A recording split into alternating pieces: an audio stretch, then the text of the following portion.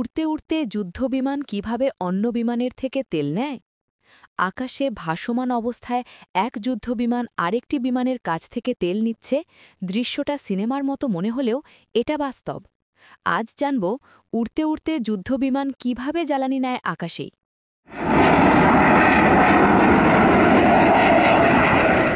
যুদ্ধবিমান বা fighter jet সাধারণত খুব অল্প সময়ের জন্যই আকাশে থাকতে পারে, কারণ তাদের ফুয়েল ট্যাঙ্ক ছোট। কিন্তু যুদ্ধক্ষেত্রে বা দীর্ঘ মিশনে বারবার নামা সম্ভব নয়।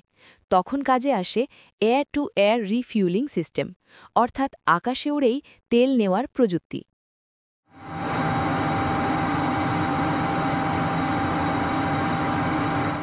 এই কাজের জন্য বিশেষ বিমান ব্যবহার করা হয়, যেগুলোকে বলে এরিয়াল রিফিউলিং ট্যাঙ্কার। এই ট্যাঙ্কার বিমানের পেছন দিক থেকে লম্বা পাইপ